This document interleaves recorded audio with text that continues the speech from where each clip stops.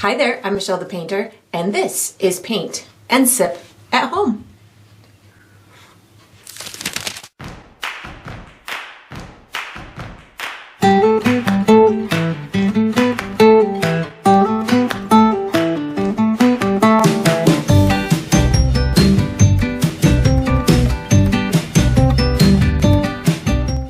Alright, so today I'm going to be painting Summer Peacock, and I'm sipping on some Earl Grey tea. And if you enjoy this process, I do hope that you like and subscribe to my channel, and that you also check out my Patreon page where there's a whole bunch of other painting perks that you get to use to increase your artistic and your painting skills. So let's get painting and let's get sipping.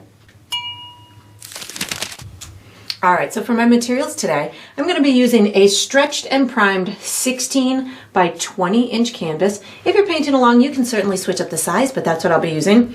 I'm using acrylic paint today. My colors are titanium white, ultramarine blue, magenta, phthalo green, burnt umber, which I like to call brown, Mars black, and deep yellow. And of course, you can switch up those colors if you'd like to. For my tools today, I have a white piece of chalk that I'm going to be using for some drawing. And then I have 3 brushes from my personal brush line, which is Michelle the Painter brushes. I have a 3/4 inch wide flat bristle brush. I have a number 8 round synthetic brush, and I have a number 2 round synthetic brush. And I might refer to these as small, medium, and large, or I'll just call them out by their given name throughout the painting process. And of course, you can switch those up if you'd like. If you're painting along with me, you're probably going to want to have some kind of cup of water for washing your brushes, as well as some kind of towel for drying your brushes. And down below this video, in the video description, I do provide you with a few additional resources that can help you throughout your painting process. One of them is a link to my shop where you could purchase the same exact paint kit that I'm using, from the same size and type of the canvas to the same type of paints and brushes and all the good stuff in between. You can also purchase from my shop things individually, like the brushes from my brush line. So that's there. There's also a link where you can download a free image of the final painting. So you can print that and use it as visual reference as you go through the painting process. And there's also written step-by-step instructions down there for you as well. And that's all we're going to need today. Alright, so what we're going to do for the first step is we're going to be painting a base coat onto the canvas. I'm going to use my large bristle brush to paint, but I'm going to use my number 2 round to demonstrate how to premix 2 custom colors. The colors I'm going to use in this step are white, blue, green, and brown. And I'm going to premix myself a light blue color and a beige color. So I have magically premixed those colors on my palette so you can see where I'm headed. So this right here is what I'm going to call beige. It's just a really, really light tan color. How I achieved it is mostly white and just a little tiny bit of brown. So I want something that is going to be darker than white by maybe, I don't know, a shade or 2. So definitely noticeably different than the white. So you can see that there. And then the next color is my light blue. So I'm just washing my mixing tool. This is going to be my light blue. How I achieved this is mostly ultramarine blue and white to get it into the tonal value that I want. So something around there. And then I added a tiny dot of green into it. That might be too much. Let's just put a little on that side. Green's very powerful. So a tiny dot of green. All right, I can use the rest of it. To just steer it a little bit more into, I don't want to call it a, just less purpley blue. So ultramarine blue steers towards kind of that really cool side. And then I'm adding this green in it to make it a little bit more on the warmer side of blue. So this will be my light blue color that I'm going for. So once I've got those 2 colors created, I am ready to start painting. I'm going to take my large brush and I'm going to pick up a tiny bit of my light blue, and I'm going to give myself a couple of markers to tell myself how far down I want that sky to go. So I'm going to bring mine down about almost 7.5 inches from the top, or about 2.5 inches above my halfway mark. So if you're not working on the same size canvas as I am, but it's something rectangle, you can find yourself about the halfway point. So for me, that's about here. And then this would be about quarter way, and it's almost between those two, a little bit closer to the halfway mark than the quarter way mark. So somewhere in through here. And then I can use anything I want as a measuring tool. So I'll just use one of my other brushes. And I can say, okay, I've got this one, this marker comes down to about here. So then I can go to the other side of my canvas and give myself another marker.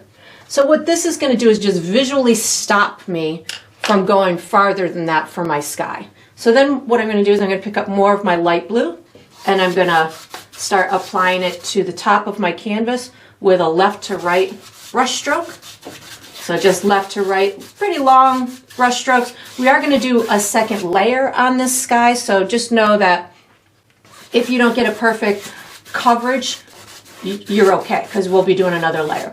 Once I get about halfway down my sky, or about halfway between that and my marker, then I'm going to start introducing a little bit of that tan color, or the beige color, with my blue. So I have my light blue plus a little bit of the beige. And what's going to happen is it'll get a little bit lighter in that midsection. And now I'm just going to pick up the beige on my dirty brush. So I'm not necessarily going for it to all turn into the beige at the bottom, but I'm really just kind of going for a gradient within that sky. So now I'm just going to pick up more of that beige. So if you still had a ton of the light blue on your brush at this stage, you might want to wash it. But I just have a little tiny bit on my brush, which I'm okay with. Even hitting my side markers, those were still wet blue, which is totally fine. This is just going to allow me a great starting point for my sky and all the atmospheric dimension that I want to put within that sky. So I'm just going to go back and forth, allowing these to just blend a little bit more together. And then once I've got that on there, again, I'm not looking for a perfect blend at this point. I'm really just looking for a nice base coat that I can work off of in my future steps. So once I've got that, I'm not even going to wash my brush. I'm going to pick up a little bit of my ultramarine blue and my phthalo green on my dirty brush. So a little bit of both and just a tiny bit on the tip. And now I'm going to give myself back those two markers, one marker, two marker, and I'm going to connect those marks with a nice swift line going across. I'm not concerned again about it being super perfect at this point, just allowing myself to kind of go briskly across. I can see probably that that right side is a little bit higher, but that's okay. And then because we do have we'll have a second step for our sky as well as a second step for the water. These don't have to be perfect. And you could always tape it off and all that good stuff too, but I just go for it most of the time. I'm going to pick up a little bit more of my ultramarine blue and my phthalo green on my dirty brush. Just give myself a pretty dark top to the water in through here. And again, just going back and forth, left to right. I didn't pre-mix a color because I want there to be variations within that water. And then once I've got it nice and dark up at the top with the phthalo green and the ultramarine blue, now I can start picking up those two colors plus a little bit of my light blue. So I have 3 colors on my brush right now, and I'm just going to allow myself to go back and forth. I'm not going to come down much farther than, I would say, about halfway down my canvas. I might come down a little bit further on the left-hand side. So if this is halfway down my canvas, I might come down to maybe about here, and then on this side right here. So what I'm going to do is I'm allowing myself kind of almost a diagonal section for this water. So something like this. It's a little bit higher on the right-hand side than it is on the left-hand side. And just pick up a little bit more of my phthalo green. Kind of introduce that just a little bit, and then I'm going to just start picking up my beige color. So pick up the beige. I can be a little bit more aggressive with kind of pushing my brush into those watercolors, and it'll release some of those colors off of my brush. And then I'm just going to keep picking up tan or beige. I might call it tan. If I call it tan, I apologize. So a little bit of that beige coming in through here. And what's happening is we're transitioning the water out into the beach sand. We'll be adding more colors and stuff to the beach sand as we go through the process, but this is, again, just part of the starting building blocks of the painting.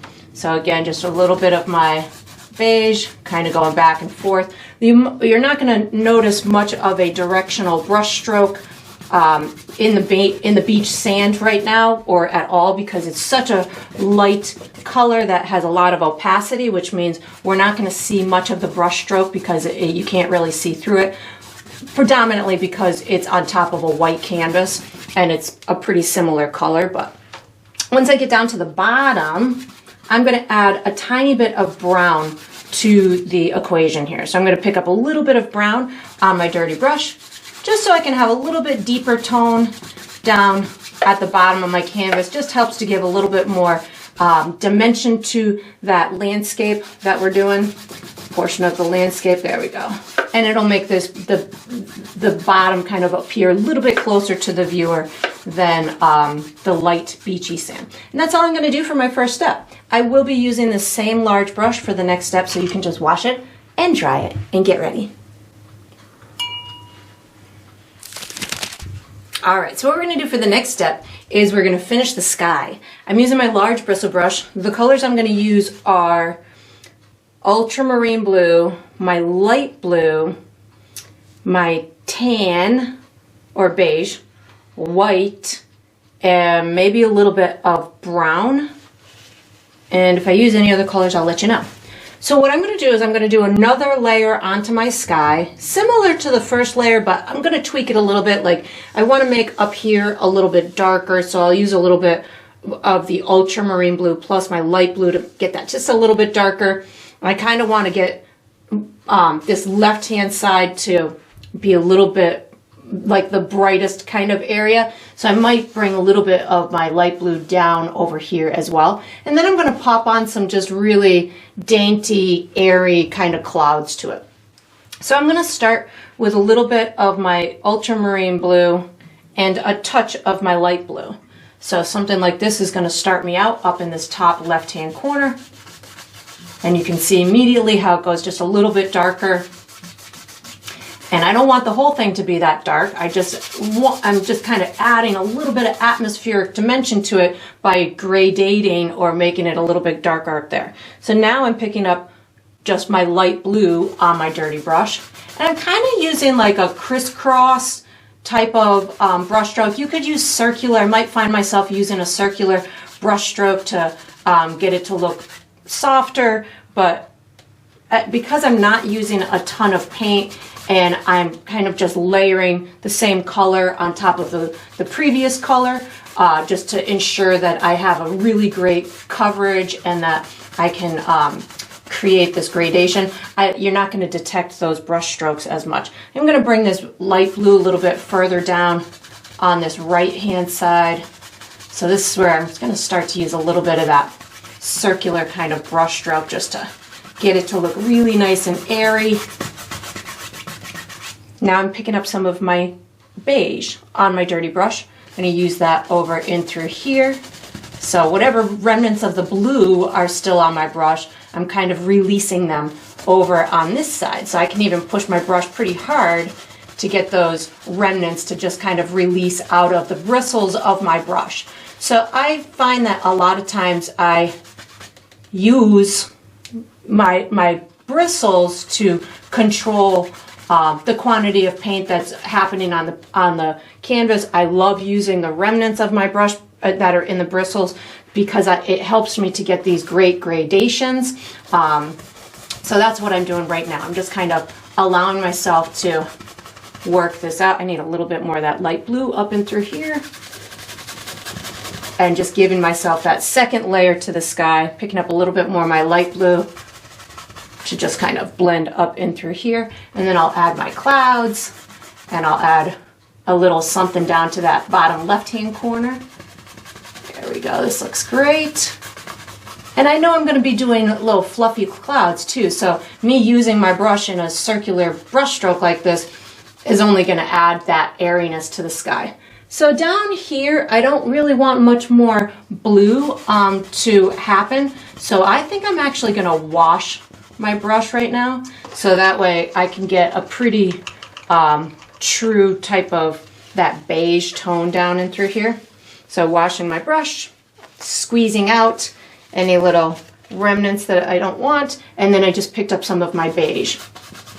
So I can just lightly make sure I have a nice second coat and that it is blending with that surrounding sky. So this way, this just gives me a little bit more atmospheric dimension throughout it. So now if I want to start adding clouds to this, it already kind of has a little bit of a cloudy appearance just because of the way that I applied the paint to it. But if I wanted to add a little bit more fluffy kind of clouds, you can do it a couple of different ways. I could just use the beige and I can put a tiny bit on my brush and I can say, oh, okay, maybe I want a little fluffy cloud kind of over in through here. And just use it very delicately with the tip of my brush and just let it kind of become part of that sky. Just a little airy kind of cloud. I can put a little one in through here and just maneuver my brush in a circular way so it dissipates into that sky. I could also add a little bit more drama to them, so I could pick up a tiny bit of my brown and my light blue. So just an itty bitty bit on the tip of my brush of brown and light blue. And I could say, come over here and I could put the bottom or the shadowy part of some clouds. Maybe I've got one kind of coming in through here. Maybe I've got one down in through here. So I'm adding these little bits of darker pockets into some of the clouds. And then I can go into my beige. And I can pick up a little bit of my beige and I can say, oh, okay, well, maybe now I'll pop in the little brighter parts of these clouds. So those little dark marks that I just added with the brown and a tiny bit of the light blue just help to give you more depth in those clouds. But I can't stress enough that I am hardly using any paint on my brush. I'm using the corner of my brush. I'm allowing myself to just create these little airy puffs throughout the sky. You could even put some in this area if you wanted to. Down as it gets down towards that horizon line, it might take on more warmth. But you know, these are going to be whatever you want them to be. You can put a ton, you can put none. I've just got them kind of low lying by that horizon line, but if you wanted to put them up higher, you certainly could. But I think that that's all I'm going to do for mine. And then once you've got yours into a place that you like, we are going to use this same brush for the next step. So you can just wash it and dry it and get ready. All right, so what we're going to do for the next step is we're going to finish the water. I'm using, and the beach. Let's go water and beach. I'm using my large bristle brush for this step. The colors that I'm going to use are brown, phthalo green, ultramarine blue, light blue, tan, white, and that should be it. If I use any other colors, I'll let you know. So I'm in essence going to do one more layer, very similar to what I did on the first layer here. I'm going for just a really nice smooth water that just kind of taps into, you can see a little frothiness as it meets the beach sand, but my beach sand is very flat, soft, not lots of dimples and rocks and stuff in it because I want my peacock to be the star of the show. So I want to kind of, before I taint my brush with all these greens and blues, I think I want to tackle my beach sand and then we'll come on top of it with the water. So I'm going to start with a little bit of my brown and my beige, so a little bit of brown and beige, and again I'm just going to start at the bottom and I'm going to do another layer onto my sand. So for me, I use a student grade paint, which is very thin in consistency. It allows me to do these layers on top of layers where the colors kind of see through one another because the paint is pretty thin. You can get, if you're not working with a student grade paint, you can certainly get a similar effect by thinning out your heavy body paint with a little bit of liquid medium or even water for that matter. But I am going for a little bit darker look on the bottom. That's where I use the brown. Now I'm just going to pick up some of my beige.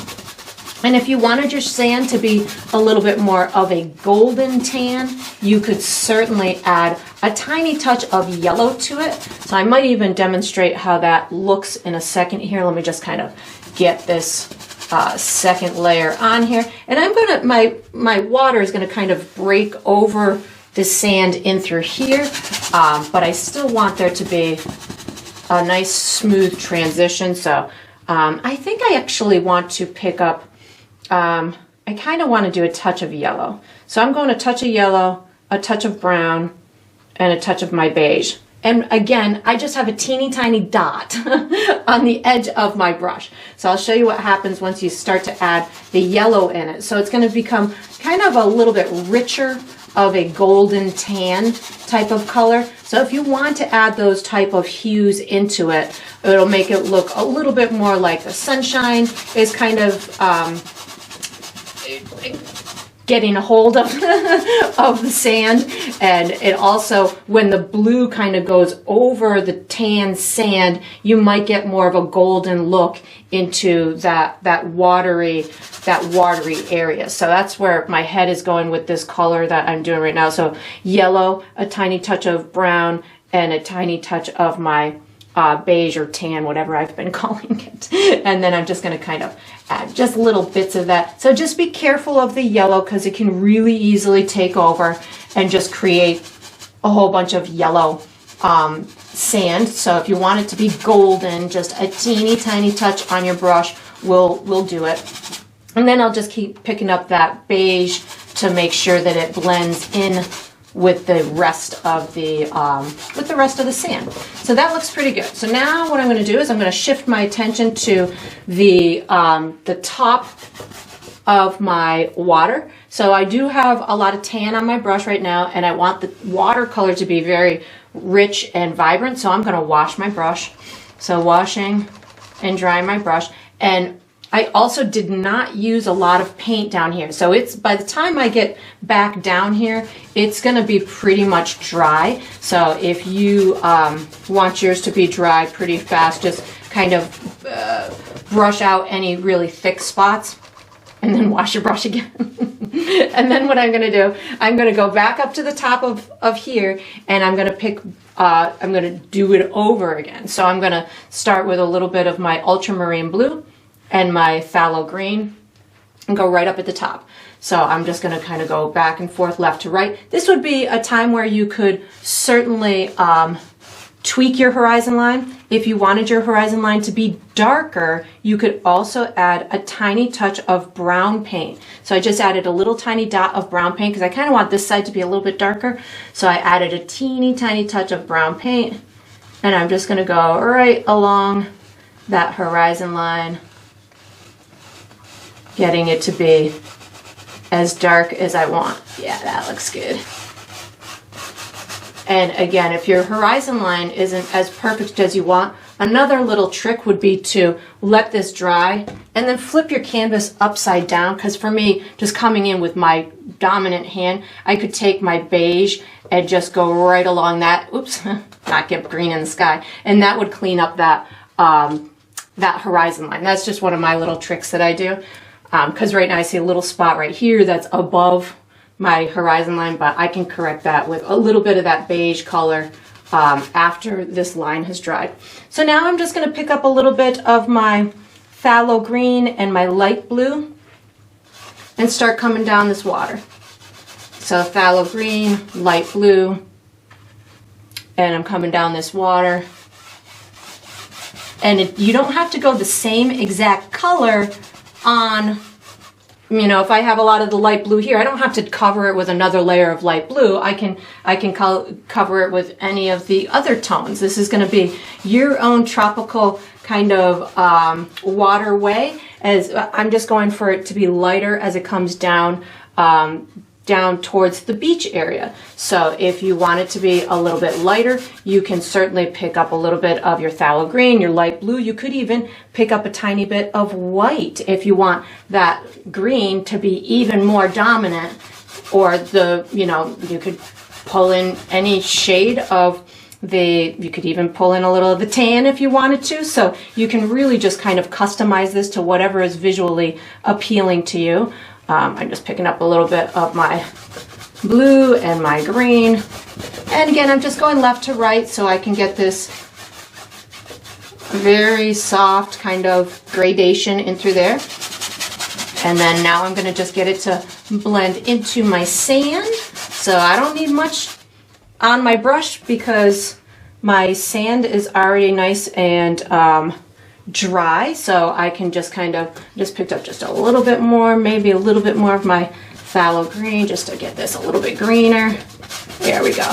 And I'm keeping this kind of in a diagonal way. So now that I'm meeting my beach area, my sand, I want to kind of get it to smooth out a little bit. So I'm going to pick up a touch of that beige. I might have to make a little bit more of this beige in a minute, but let's see if I can get this going. So I picked up a little bit of the beige on my dirty brush.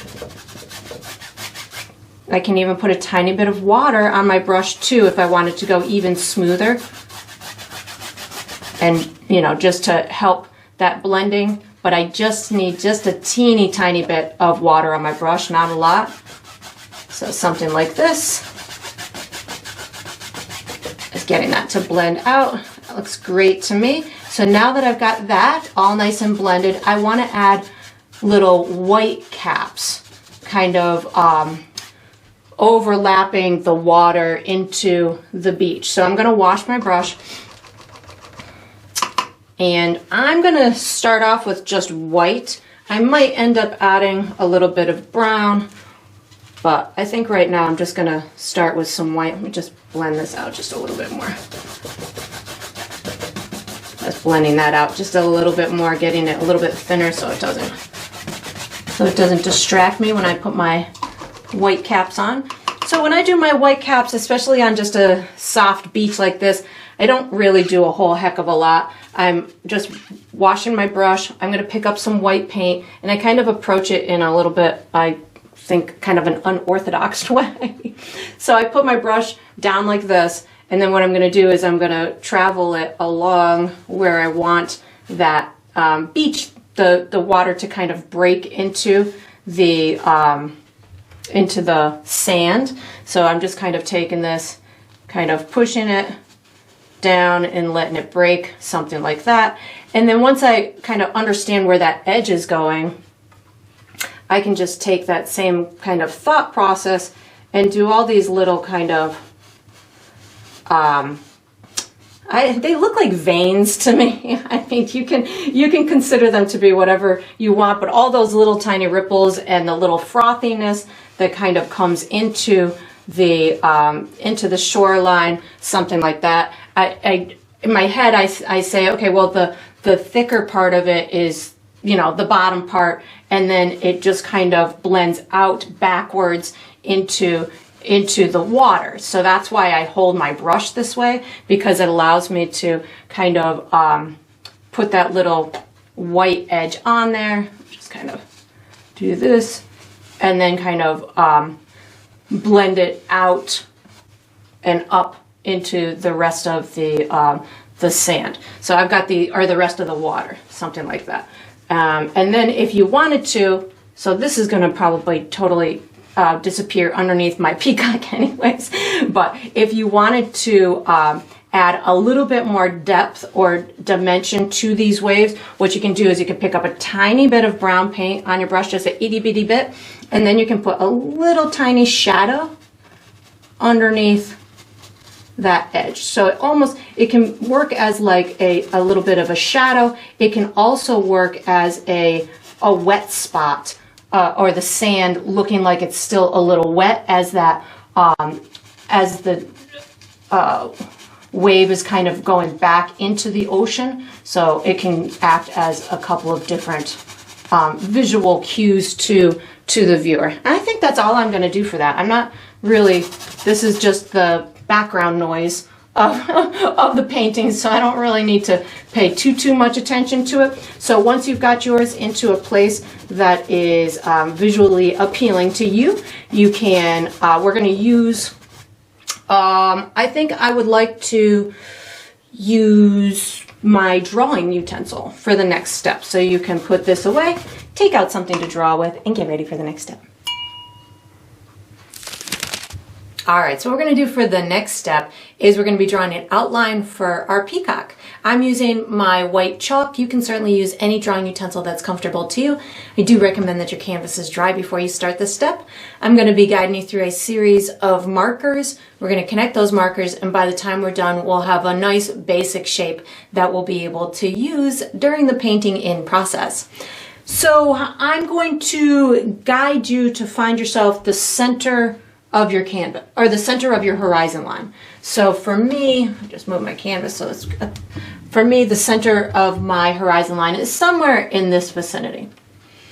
What I'm going to do from here is I'm going to go over to the right about 1.5 inches or so, give myself a marker, and then I'm going to come in from the right hand side about 2.5 inches, 2.5 inches, give myself another marker. So what I've just done there is given you kind of the widest part of the body of the peacock. It might go, it's going to be coming down in this direction, but that's going to be like where the chest is and the top of the back. So once I've done that, what I'm going to do is I'm going to go a little bit to the left of this mark, and then I'm going to go straight up. Let me just give myself a little guide here, because from the side it looks crooked. So I'm going to go over maybe about 1 inch, 1.5 inches, and then straight up until I'm maybe about 1, 2, 3 inches from the top of my canvas. And I'm going to give myself a circle that's about 1 inch wide by 1 inch tall. So something in this vicinity. That's going to be the base of my bird head. And then what I'm going to do is I'm going to take from the bottom part of the circle and I'm going to connect it to here with kind of a little slight S-shaped line. So something like that. And then I'm going to do the same thing on the left-hand side to get it to come into here. Only this time it's going to kind of scoop in and then back over. So I'm going to take it from here, going to bring it out like that, back in, and then scoop it over like that. I'm going to put a little pointy part on the back of the head, so just a little kind of bump, if you will, not huge, just a little bump like that, and then a little beak over on the right hand side of the bird's head like that. Now the bottom part of the bird is going to be very free flowing, but I do want to, we're going to have the chest area and kind of like the underside of the front of the bird with some good detail on it, and then the tail feather is going to be very flowy.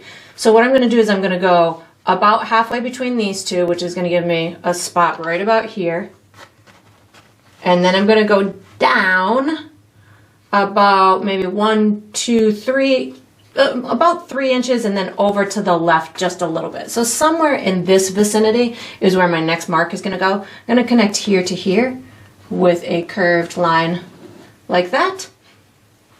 Now what I'm going to do is I'm going to kind of section off where the shoulder wing area is. So if I take it just from here and give myself a curved line like this, and then just kind of back down into like this area, that's going to section off that kind of top shoulder area. I could even give myself kind of another, I'm not sure if I want to do this or not, but we'll just give ourselves another kind of little marker in through there.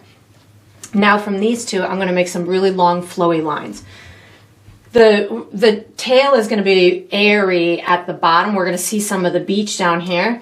So what I'm going to do is I'm going to find myself at the halfway mark at the bottom of my canvas and go to the left about 1 inch. And now I'm going to connect here to here with just a long wavy line. So something like this. This is just going to kind of give me a barrier so I don't make that tail too far. And then on the left hand side, I'm going to come up, let's see, if this is about halfway up or down my canvas and this is about a quarter way, I'm a little bit below that, somewhere in through here. And again, going to give myself just a long kind of wavy line just to give myself a barrier. I am going to have a couple of little flowers that are going to connect or tie the tail into its surrounding. So I'm going to just give myself kind of an idea of where I want those to go. Maybe a little one there, maybe a little one here.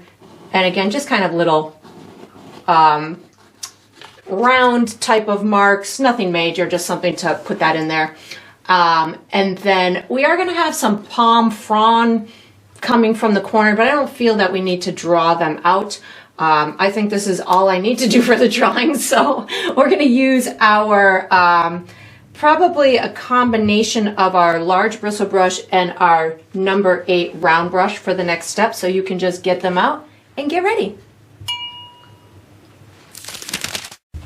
All right, so what we're going to do for the next step is we're going to paint the base coat for the bird, the flowers, and the palm fronds. I'm going to be using, I believe, a combination of my large bristle and my number 8 to paint, but I'm going to use my number 2 round to demonstrate how to pre-mix one more custom color.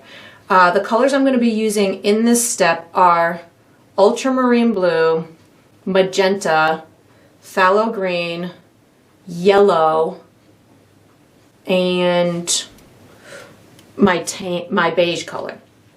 So the color I'm going to pre-mix is what I'm going to call emerald green. So I'm going to create that with my phthalo green, which I've already done on my palette, my phthalo green, and some of my deep yellow.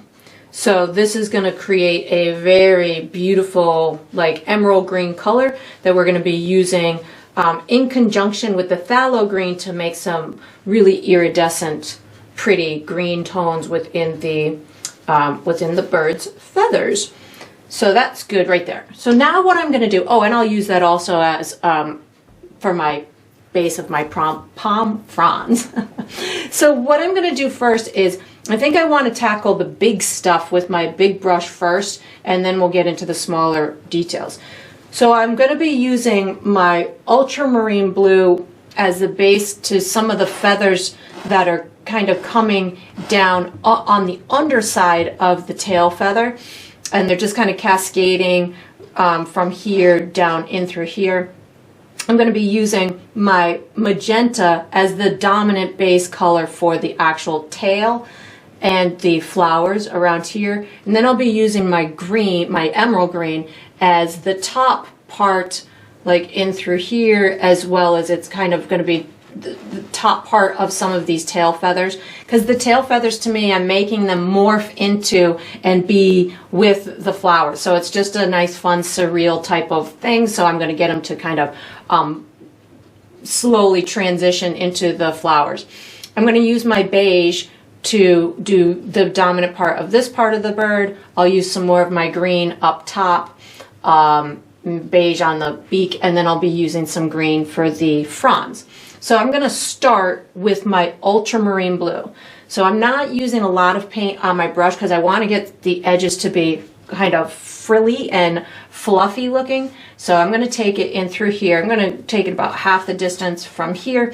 And then as I come to where my wiggle line is, I don't want to necessarily cover that whole wiggle line. What I'm really looking to do is give myself these little feathery kind of marks, these little kind of feathery type of edges right around there. So this is going to help me make it look like they're just like dangling kind of feathers in through here, and it's going to give me a nice realistic kind of appearance as it's transitioning out from under the tail feather. And again, this is just kind of the beginning step to it. I'm not going to bring it much farther, the blue much farther than this flower in through here, maybe just a little bit in through here. And then once I've got that, I can tell myself if I want that to go anywhere else, which I think I'm good with it just kind of being in through here. That looks good. So now I can I don't even really need to wash my brush. I'm not going to wash my brush. I'm going to pick up some of my magenta. So my magenta is going to be the dominant force of the tail feather. So I'm really going to kind of just blend this, make these two kind of look like one is morphing into the other. So I'm just taking my magenta on my dirty brush and kind of crossing it over that blue a little bit. And then down in through here, this is going to be feathers and flowers. So I'm just going to kind of be pretty darn carefree with allowing my brush to just kind of tell me what to do here. I'm going to bring some of this up in through here. This is going to morph into the green up and through there. I'm going to have little feathers and stuff kind of, and flowers along here. So you could even just kind of put your brush in, doesn't have to be long strokes. You can kind of almost make these curved marks, if you will, because again, it's going to be a combination of feathers and flowers and stuff. And then when I get to the end, I don't want a solid look to it. So I'm just going to kind of take just a little bit of the paint and just kind of almost just pull out these long, think of it like hair, I guess, just these long kind of wispy little pieces along the end, almost like these are laying on top of the sand, as if, you know, it's flowing and then it just kind of lays on top of the sand. And again, we'll make this look much more developed as we add the layers of paint, but I think that looks pretty good. I'm gonna pick up a little bit more magenta to kind of start these little flowers in through here. And I guess I could be using my larger, or my large round, my number 8 round, but I'm thinking that this is pretty good, and I'm just letting myself make these organic kind of shapes. I'm gonna have, you know, these nice flowers in through here, just laying on the beach and making them look like they are part or fallen off or disconnected from the tail feather itself. So I think that's about as far as I want. Let's see, maybe just bring this up just a little bit in through here, far as I want to bring the magenta type of color. So I'm going to wash my brush now, and I think I'm going to switch, actually I'm going to just switch to my number 8 round. So I'm going to pick up some of that emerald green and allow myself a pretty heavy application of it, kind of up in through here, along this backside, right along this little edge mark that I made, in through there. Get rid of that mark there, it's distracting me. And then down, as it comes down into this vacant area in through here, this is going to be just your traditional kind of peacock feather appearance. So I'm just allowing myself to be pretty carefree, applying the paint in kind of a downward but yet kind of curved type of manner. You can even overlap it a little bit into that the blue tones and some of those magenta tones if you want to. I am going to obviously add much more to this, but this is just going to get me going. I think I want some of this green, maybe kind of interact a little bit more with this blue. Yeah, that looks good. And then I'm going to go up into, I think I want this to go just a little bit more in through here. I'm going to pull this down just a little bit. Give myself a little bit more color in through there. I'm going to put the top of the head. I think I'm going to go the whole circle and partway down the neck with this green, and then we'll add our other colors on top of it. I'm going to do the beak with my beige color. And if you felt you needed to, in this small area, use the smaller brush, feel free to do so. And then just kind of, I'm going to bring this maybe about halfway down the neck. Something like this. Maybe a little bit more on the front side.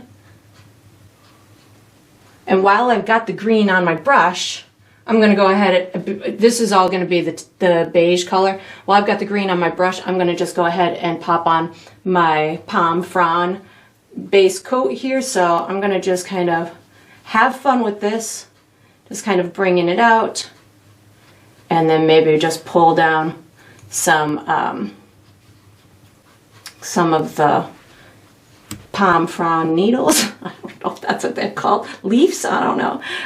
Again, I'll add more to this as I go through the process, but just allowing myself to have some fun here, bringing the stem down and then some little pieces down.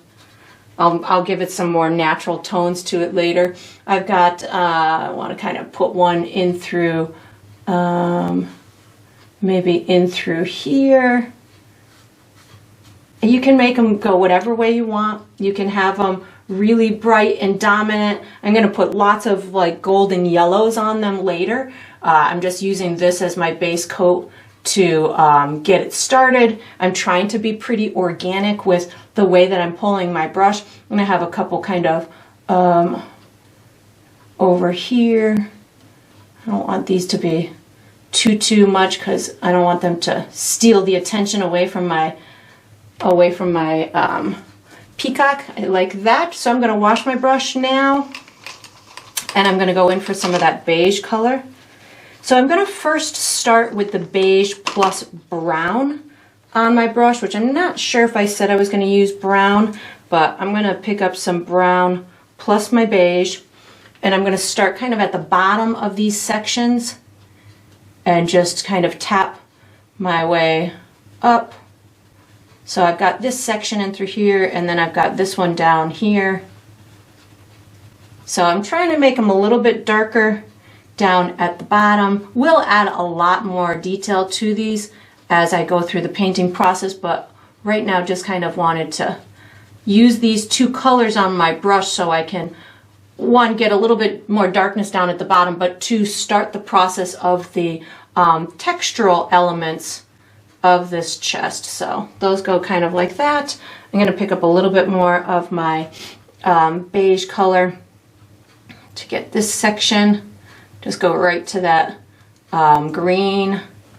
And it doesn't have to be a perfect coat at this point. We're just looking to start the process. That's the name of this step. Just start the process. And you put the base coat on the bird and not worry about perfection, just kind of blocking in those color sections, picking up more of my beige. I didn't pick up any more brown, just going for some beige right now.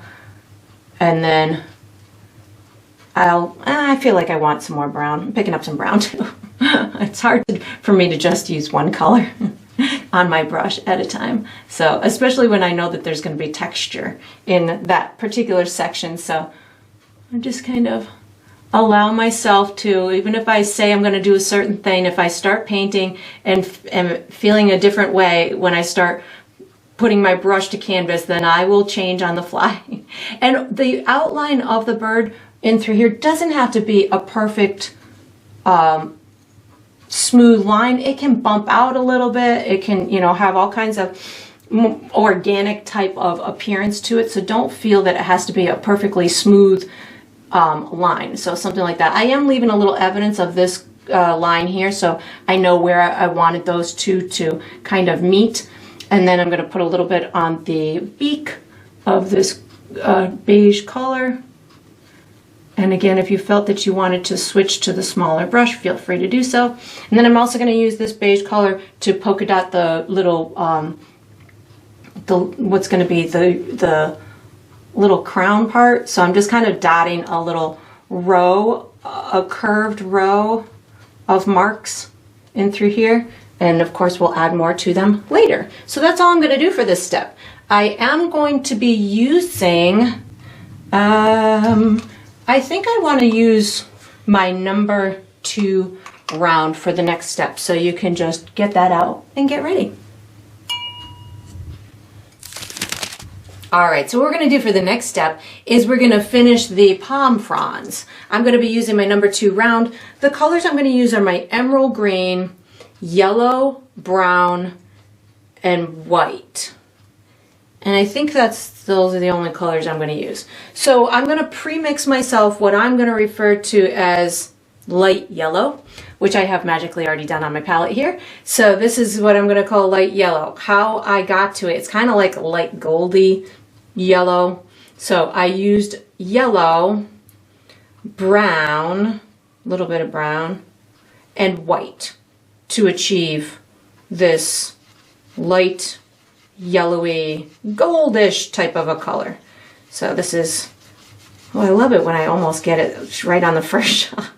Sometimes it takes a little adjusting as I'm, oh, I need a little more white there, as I'm demonstrating it for you guys, but that one was almost dead on the first shot. So just think of it kind of as a yellowy tan, if you will. So once I've got that, that's going to act as my dominant highlight color on these palm fronds. And I'll be using my emerald green plus maybe a little bit of brown to give them some deeper, richer tones. So I'm going to first pick up, well, let me wash my brush. I'm going to do the dark stuff and then work my way to the light. I'm going to pick up a little bit of my emerald green and some brown and just kind of give myself a couple of little darker tones, maybe with a little bit of water on my brush so I can just give these little fluid type of tips to it. I don't need to do much. I'm not going for anything super perfect here. I just want to give something that's nice and representational, trying to keep it organic looking. I just picked up a little bit of brown and maybe just a little bit of brown over on these guys. And now I can start picking up my light yellow color on my dirty brush, and maybe I have a nice kind of streak on the top of here. I'm going to pick up some brown too. So light yellow and brown. Oh yeah, that was the combination. So something like this. And I'm not attempting to get rid of all of my green underneath. This is just these are just tones in addition to the original layer that I put on there. So this is going to help make them look like they've got depth and dimension. I'm picking up some more of my light yellow. Maybe we've got the kind of spine thing in through there, and then can even disconnect these from that spine thing a little bit, and that'll make it look like it's kind of coming out a bit. My light yellow plus a little bit of brown going on these farther guys. And I'm not going to make it all that light. Maybe it's darker up top, maybe it's darker towards the back side, so it's not all getting drenched by the sun in the same exact way. I'm going to pick up some more of my light yellow. I'm going to get these guys over here to be pretty light on the tips. And you don't have to follow the same exact path that you took with the green either, with the original pass with the green. You can certainly add little pops in different directions. You can, add more brown. You can add, maybe you've got a different kind of thought in your head for a different type of leaf. There's so many different palm trees with different kinds of fronds, so you can certainly, if you have a specific one in mind, you can certainly steer this into whatever you'd like. I just picked up some more of the light yellow on my dirty brush. I haven't washed my brush throughout this process just because I like the colors to kind of just talk to one another and merge together. And if you found that you kind of went over too much of your green, you can certainly pick up a little bit of the green with a little bit of the light yellow and just add it to it. So it doesn't have to just be the light yellow. You can certainly just kind of keep fiddling with those different tones. And then I think that's as far as I'm gonna pull mine. If you want to do anything further with yours, you can certainly just kind of keep exploring it. And then I'm going to use this same small brush for the next step, so you can just wash it and dry it and get ready. All right, so what we're going to do for the next step is we're going to finish the head. I'm using my number 2 round. The colors I'm going to be using are blue, phthalo green, white, black, brown, and white, black, brown, blue, phthalo green. I think that's it. If I use any other colors, I'll let you know. I might use a little bit of that light yellow, but I'm not sure yet.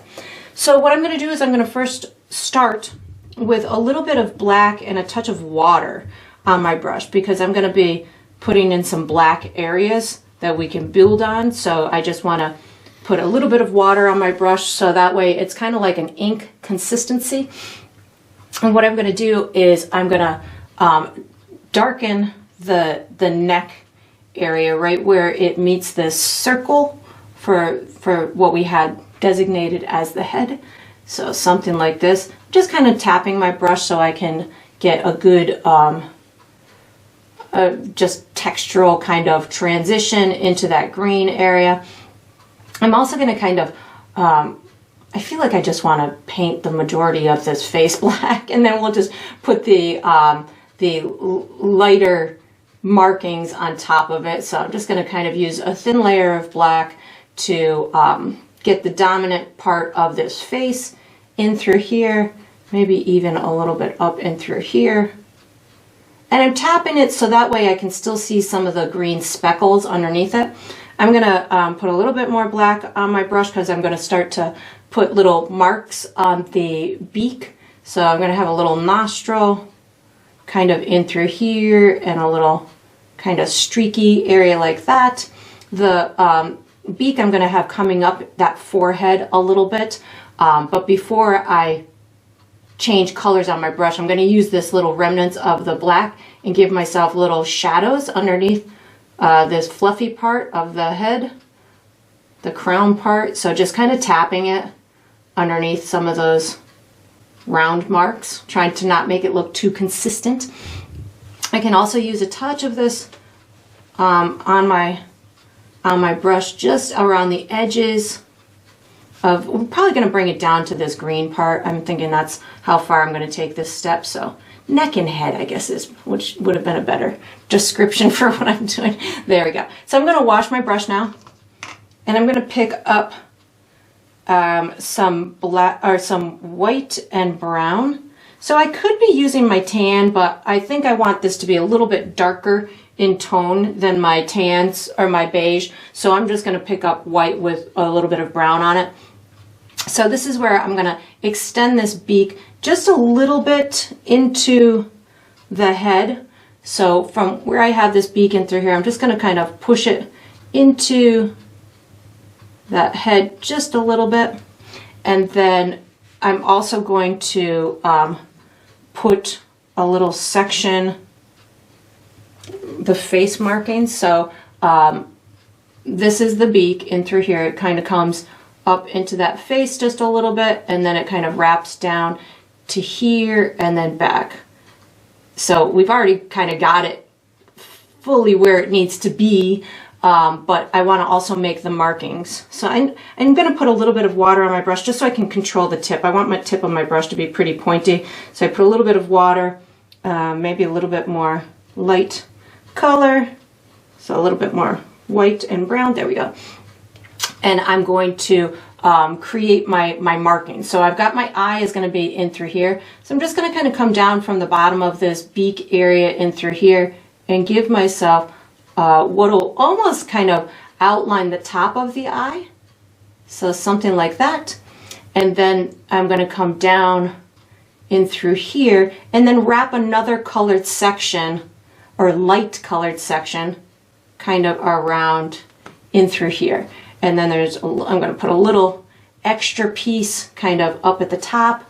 So something like this. And you can certainly do your marking whatever way you want. The peacocks, their facial coloring can kind of be skewed in different ways depending on what type of peacock that you would like to create. I am just kind of making a make-believe peacock here, so you can really, it's fun when you make make-believe ones because you don't have to follow any real rules here. I'm just going to kind of pop that up just a little bit more. So now I'm going to pick up a little bit more of the black on my dirty brush so I can give a little bit of a shadow on the bottom side of this beak. So just a little bit of shadow. I keep putting my hand, there's wet paint right here that I keep sticking my hand in. So I have, I want to put kind of like a shadowy area at the bottom of the beak right now. So that's where that came into play. And just kind of little streaks in through here just to give it a nice natural appearance to it. I think that looks good. I'm going to pick up white now with a little bit of water on my brush. On my dirty brush, so it's not going to look true white.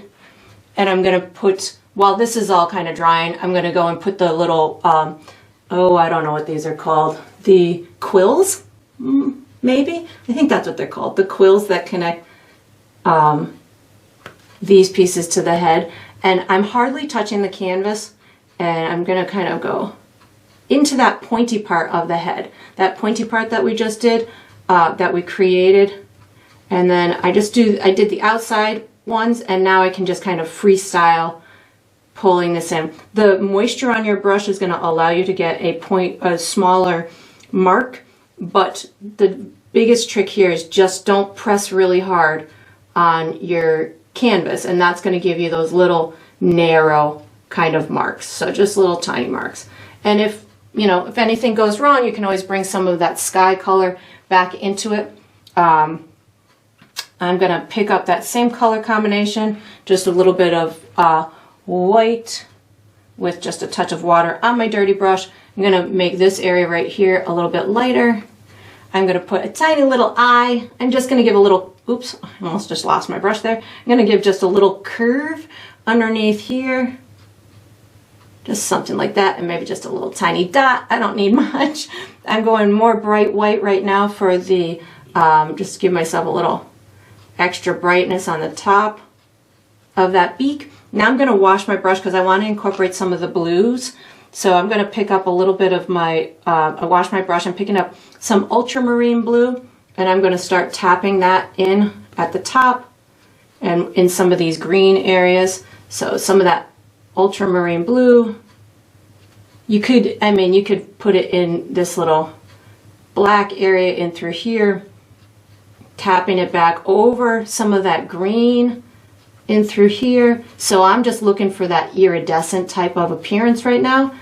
So layering on these colors will help me do that, and I'm just kind of tapping. So it's gonna allow that green to show underneath. Now what I'm gonna do, I'm gonna wash my brush, and I'm gonna pick up some of my phthalo green plus a tiny bit of white. So this is gonna give me a super bright teal type of color, and I'm just gonna polka dot it wherever I want those little pieces to sparkle. So just maybe tiny bit on the top of the head, in through here, and just be careful of the white because the white will lighten it really fast. So I recommend just kind of little tiny bit of white, just little tiny polka dots until you achieve that desired look. I'm gonna put it pretty light where I want it to kind of pop out the most, and then oh, he's looking pretty fancy. Then I'm gonna just kind of tap this here.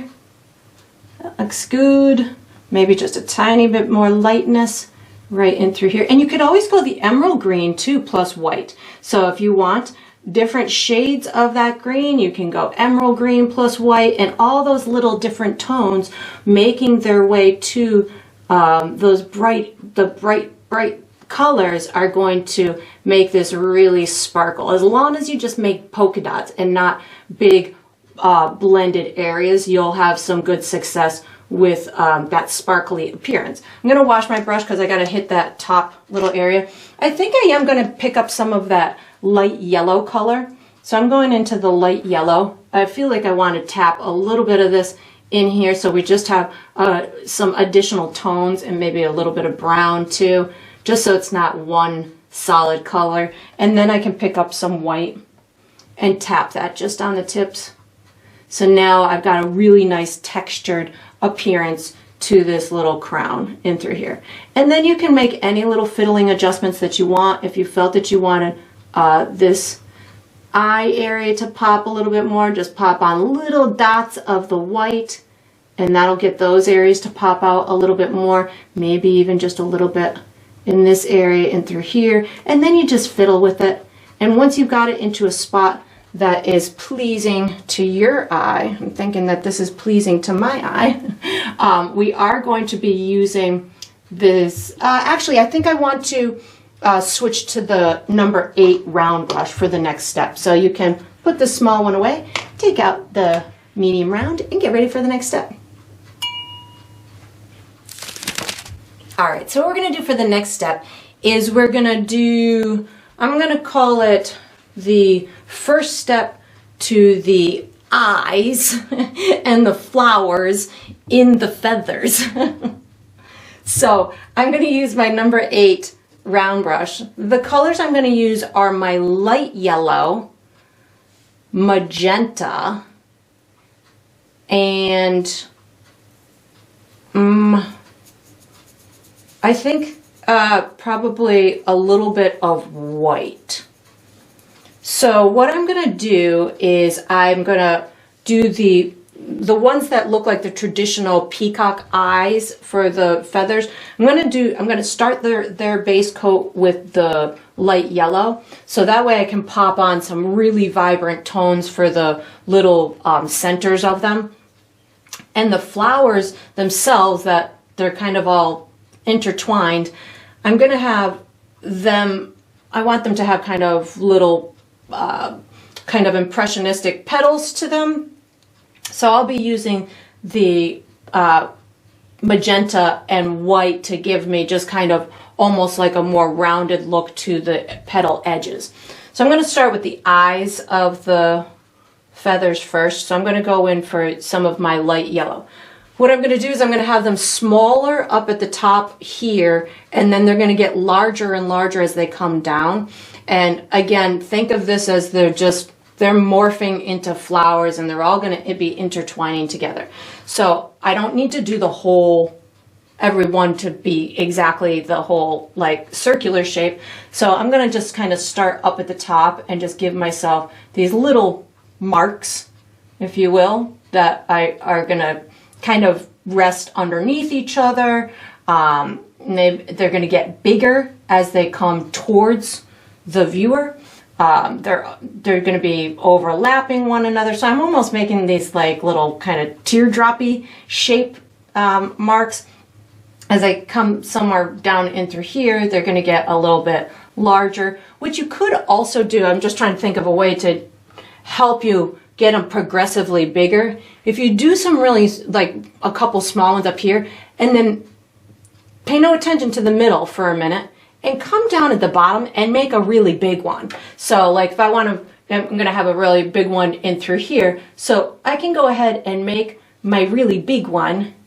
And now as I'm progressively going from here to here, I've got like a gauge that I can say, okay, well, by the time I get to here, I want them this big, or vice versa. So that way you don't get caught up and all of a sudden have a million tiny ones, and then you're at the bottom saying, oh man, I don't know how to make them bigger now. So that would help my brain. I don't know if it would help your brain or not, but, and if you want it to kind of look like it's laying down and splaying out, you can put them kind of by the, ovally by the side.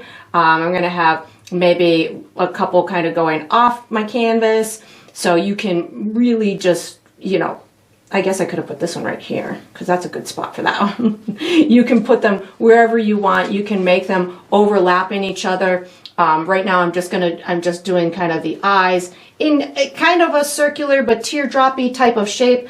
I'm going to spin it and make them kind of come in this direction now, because I want my tail to kind of look like it splays out, but those are just decisions that I'm making on mine. You could certainly make yours whatever way that you want. I feel like I want these guys over here to look like they're kind of laying down. So I'm just going to kind of make that like that. And then I'll just kind of make them get smaller, a little bit smaller and smaller as they go up.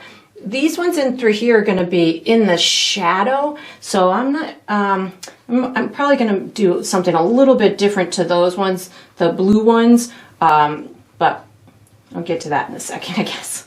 So something like this, and I'm going to have lots of stuff kind of overlapping these and being in, you know, just kind of making them look like they are part of the tail with all of the little fluffy things. I guess for me also, I try not to make it look too consistent or organized. So as I'm going through this, maybe I do one where I'm just going to see the little bottom of it.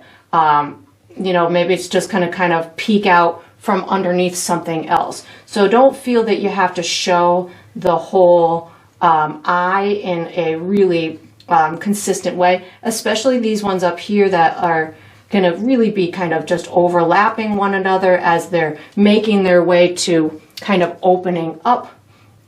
So just little marks up, especially up top. So I think that that looks pretty good for the start of the eyes. In through here, I feel like I want to do something.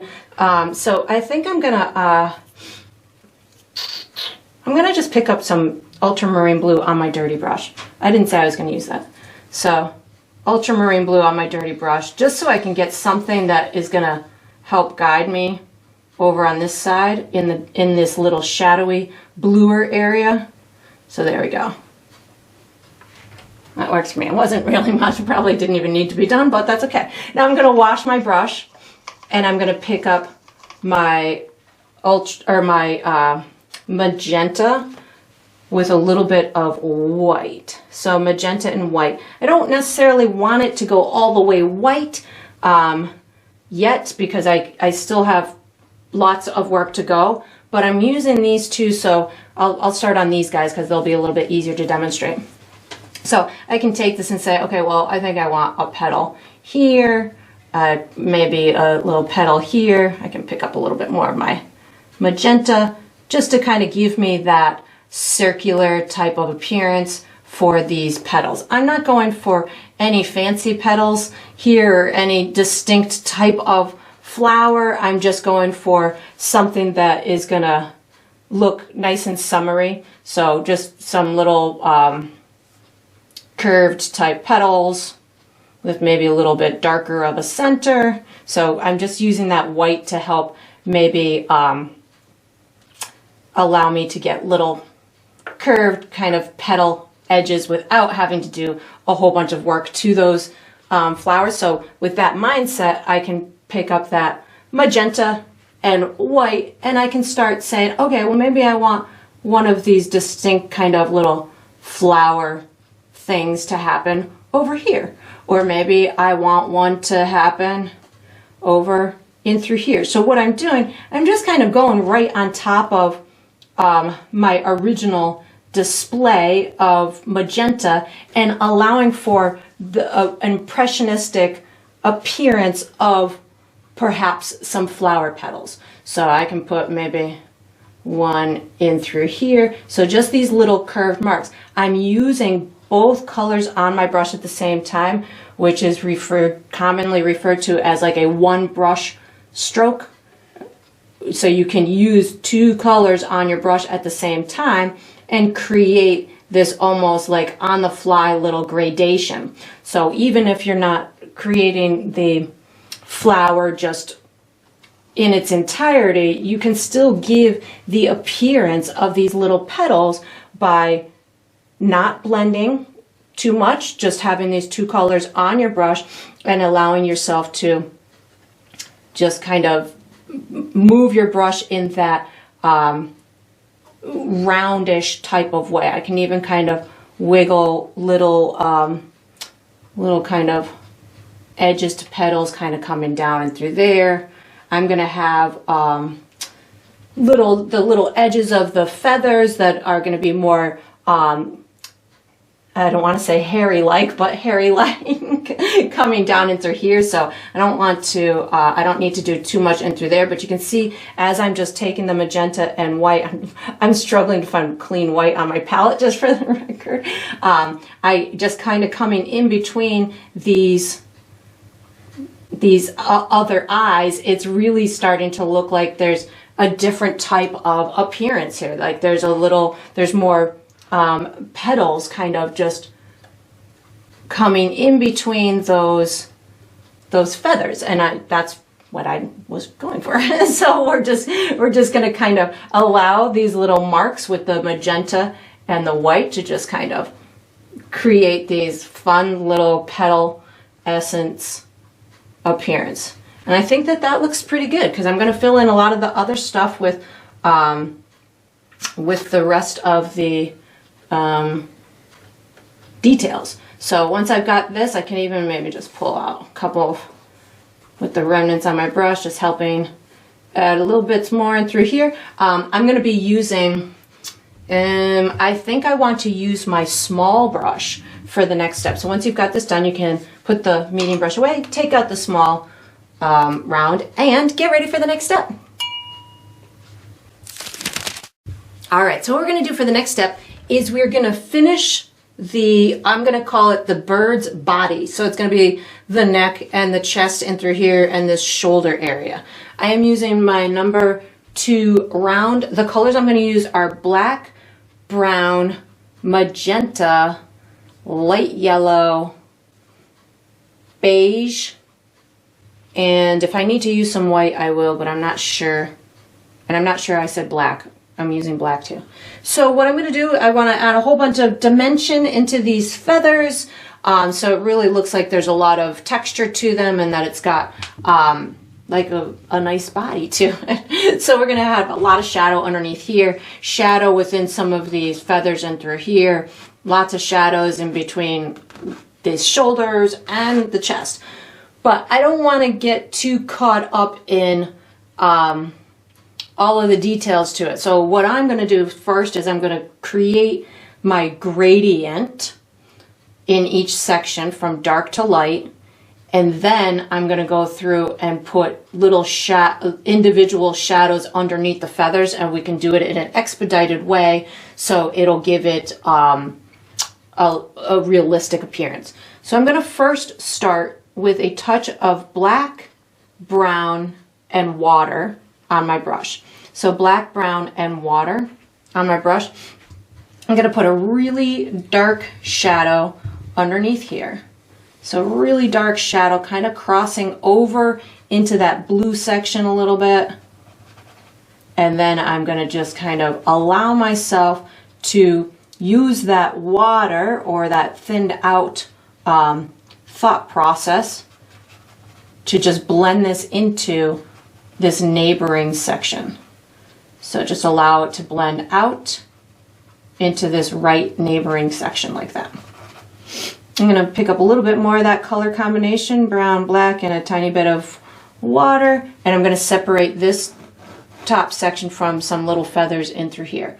So I'm going to put a little dark area in through here, and you can just kind of blend it out into that green area. And then I can take this and just kind of give myself a little curve in through there, and then just blend it down into this lighter kind of section there. I'm going to now pick up a little bit of that I don't know if I said I was using gold, the light yellow. I think I said light yellow.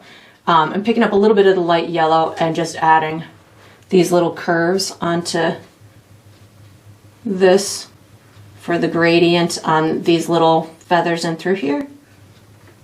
That looks good.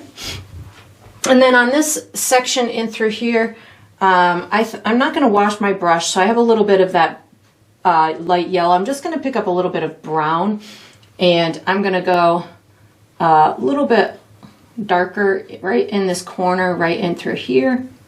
So a little bit, whatever was on my brush, those darker kind of tones, and then I'm going to pick up my beige and work my way to the left. So just allow myself kind of a little bit darker on this right hand side, and then work my way out towards that left with my beige. And then, like I said, I will put the little feathery shadowy marks underneath in a minute. So that looks good. I think I want the bottom part darker. I'm going to put a little bit more brown on my brush for the bottom part. I want that part to be the lightest in through there. So a little bit more brown for this little bottom part in through here. There we go. That looks better. So on the chest part and in through here, I kind of want more of a, I don't want to call it peachy tone, but more, less yellow, less brown, kind of somewhere in the middle. So I'm going to take my light yellow and add magenta and a touch of brown to it. So I think I said I was using magenta and a touch of brown. And this is going to give me almost like a skin tone type of a color. And I'm going to use that to add this additional hue to these areas in through here. It's just going to kind of give it more of like a sun-drenched kind of rich tan color as opposed to just that dull beige. I'm just picking up a little bit more brown right now, and I can even put some of this down in through here. I'm just kind of tapping my brush, so because I don't need this to necessarily be a solid color down here. Just picking up some brown to get this right underneath there. That looks good. And just kind of getting rid of some of my chalk mark too. That looks good. So I'm going to use that same little peachy tone up on this top left back side of the neck. Something like this. And this is just helping to get some good dimension in the neck itself, so it's not just one flat color. And then once I've got that, I can start picking up my beige and just working my way towards that lighter area. I might put a little bit, I'm going to actually pick up a tiny bit of brown too, just right in through here. Just give that just a little bit. And then just kind of blend it out so it's got that beige color over on this right hand side. I'm actually going to pick up a touch of white. I wasn't sure if I was going to use white, but I am. I'm going to go white over here on this left hand side to make that pop really well. Okay, so now that I've got those gradients on there, while they're kind of drying, yeah, this green area, I'm gonna save that for when I do the tail feather. So now that I've got this gradient on here, let me just make sure I've got it in the way that I want. I think that looks pretty good. I'm gonna wash my brush and I'm gonna start just adding my shadowy marks in between all these gradients, and that's gonna give me my feathery look. So I'm going to pick up a little bit of black plus brown and water. This is one of my favorite color combinations to do shadows and shadow marks and stuff like that. So I'm going to first do make sure that this underneath here is as dark as I want it. So I'm adding just a little bit more black and shadowy right underneath here, just to get that a little bit darker. And then a little bit of water on my brush is going to allow me to pull these lines right into the right into this section that we just created. And now I've got this great texture and separation between some of those feathers. You can certainly clean up the bottom of the feather if you felt that you want that to be crisp and you know, that you can really see the separation even at the bottom of it. You can certainly do that as well. And then I'm going to use this color combination and come into my next section. So again, black, brown, and a little bit of water on my brush. I'm going to bring this right down in through here, just making sure it's as dark as I want it before I start adding those little tiny marks. So in this section here, it's much smaller marks, and I'm just going to kind of tap my brush in a little kind of curved mark. It feels like I kind of want this to, let me just get my rhythm going here. So I've got this like this, and then I'm just going to kind of curve my brush with just the little tiny tip. I've got too much water on my brush right now, so you're not even able to see my marks. So that's the detriment of using too much water on your brush when you're doing these little marks. So I needed to put more paint on my brush. So I'm just going to kind of tap in these little curved marks. And then as I come up the body in through here, my scales or my sections are going to get bigger. And I don't necessarily want to go black all the way, so I'm going to go more brown on my brush right now. And you'll see as I'm coming up here, I'm going to make my scale kind of marks a little bit bigger. They're kind of wanting the biggest in here and smaller up here, so you can work your way from small to big, just like you did with the eyes on the tail. So that'll be up to you how you want to kind of tackle this, but I've got smaller ones kind of coming up, and I'm just doing these little kind of curved marks right now, like that. And as I come down I'm going to make them a little bit bigger and a little less invasive, but so just kind of curving. And if you when you go about it, if you find that there's an area that you did too much, just let it dry, and then you can come back and pop the that light color back on top. So like I have a mark right there that I don't like, and I'll just come back and kind of put a little bit of my light color back on top of it. I'm going to go right onto here right now. So this is going to be more, ooh, I just keep getting my hand in my wet stuff. This is almost in lines. I've got this almost like in little lines in through here. So just kind of tapping my brush. And then as I come towards this left-hand side of this, I'm going to have them bigger. So again, you could start it however you want as you're kind of going through yours. If you are nervous about, you know, the size orientation, you can, like we did on the tail, make your small mark and your big mark, and then just kind of get the two to match. I'm going to pick up a little bit of my beige right now to just kind of get a couple of those to pop a little bit more. And then I'll actually probably pick up a little bit of white as well in a second. So that looks good. And then I'm going to pick up a little bit of white to get even more pop on the edge of some of these. So you can certainly, you know, make yours as bright or as soft as you want. I'm just trying to go for the lightest area over here and here, mid-tone here, and then darker stuff down at the bottom and where it curves around. And I think that that looks pretty good.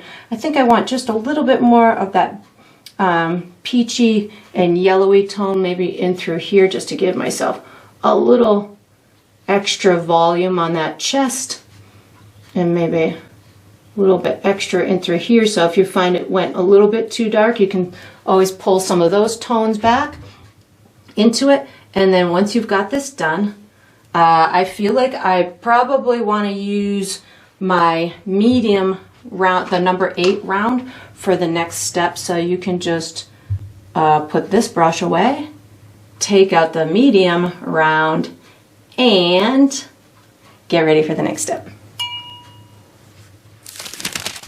All right, so what we're going to do for the next step is we're going to put shadows under our bird and under the flowers. I'm going to be using my number 8 round brush. The colors I'm going to use are brown, beige, and black. And I've got the insinuation of my sun is up and to the left. So I'm going to have my shadows just kind of a little, kind of coming out to the right a little bit. I have strategically hidden the legs of my bird. So we don't need to do any, we're gonna have as if the whole tail is kind of shadowing on the ground. So just picture it's kind of like just a big drape of feathers, and we've just kind of got one like shadow going to be coming out in this direction. Make it nice and easy, and we'll do it that way. And we'll do some shadows underneath this bottom right side of the tail as well. So I'm going to start with a little bit of brown and my beige. So a little bit of brown and beige, because I'm going to just start a little easier on this shadow making. So if this flower, if I want it to kind of look like it's standing up, I want to put my shadow underneath and then just kind of pull it to the right. So because my my ground is brown or tan or beige, whatever you want to call it, I can just use a little bit of brown as the shadow maker, because a shadow is just going to be a darker version of whatever that thing is that it's on. So you could use a little bit of gray, which is where I'm probably going to bring in a little bit of black. but I just am looking for it to be a nice, subtle, diffused kind of shadow. So something like that. So a little bit of brown and a touch of my beige. So depending on how tall you want your flower to look, or how far out you want that shadow to look, the longer the shadow is will indicate the lower the sun is, or the light source is. That's the length of it, but the kind of how far away you have it from, like from here to here, that'll indicate to the viewer how tall your object is. So something like that will give me this one. Again, just a little bit of brown, and my beige is on my brush. This guy right here. And the shadow will typically be the darkest when the closest, at the closer point to the object. So as the shadow goes farther away from the object, that's when it will dissipate and get more diffused along the edges. And of course, as you're getting into these smaller ones, if you felt that you would benefit from using the smaller brush, you can certainly do that, but I'm just allowing for these to be nice and subtle anyways. I'm going to go underneath my my tail feather. So I want these to kind of look like they're just free flowing. So I'm going to just kind of have, oh, that was too wiggly. I'm going to have them kind of wiggling out, but not, I don't know what word I'm looking for. Very subtle. I think that's the best word I'm looking for. So I want them to look like they're laying on, like there's a little bit of height to the tail feather, but I want you to also feel that there is the frayed edges of the peacock feather themselves. So that's where I'm going with these little kind of squiggly marks. I'm going to move my canvas so I can hit the bottom of it here. I'm going a little bit deeper with the brown right now to give myself a little bit more darker tones in these guys in through here. Something like that. And of course you can make yours as light or as dark as you want. I will be using a little bit of black in a minute to deepen some of these tones that are closest to the objects, but right now just kind of allowing myself to get these kind of start to them with some nice wiggles that are almost kind of disconnected a little bit. So if the light source is up and to the left, I wouldn't have any shadows underneath here because that is the left. So I'm going to just put some in through here. And these are just going to be my little shadows in between. We've got this one here. So you can, again, if you want it to look like it's up, you'd have a little bit more length to these shadows. And I am also going to be putting the frilly heads to these feathers, so you can pull out. What I'm doing right now is I'm pulling out the iconic kind of wispy edges to the feathers on a couple of these as shadows, and that'll make, I guess, more sense when I put those other things on. But so I think that looks pretty good. I need the shadow underneath the bird, so I'm going to have it somewhere in through. Let me just kind of play this out here. I'm going to put a little water on my brush so I can just kind of allow myself a little bit of liberty as I'm doing this. I'm going to pick up a little bit of my tan, or my beige. I keep calling it tan, sorry about that. My beige. So that just kind of blends in with that. And I guess for the viewer to understand that that is the shadow of that, I feel like I want it a little bit wider in through here. And then maybe just a little frazzlies on the edge, so it'll look like it's the edge of the body itself. And just something that'll, you know, give the viewer the impression that what they're seeing is kind of a shadow, or is a shadow of that bird.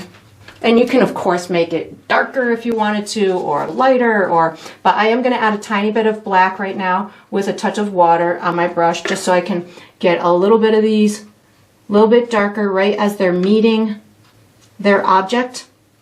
So this is kind of a two-step shadow making. Just put a little bit of darkness in through there, and then if I felt I wanted some extra darkness underneath some of these guys, I definitely kind of allow for that. Something like that.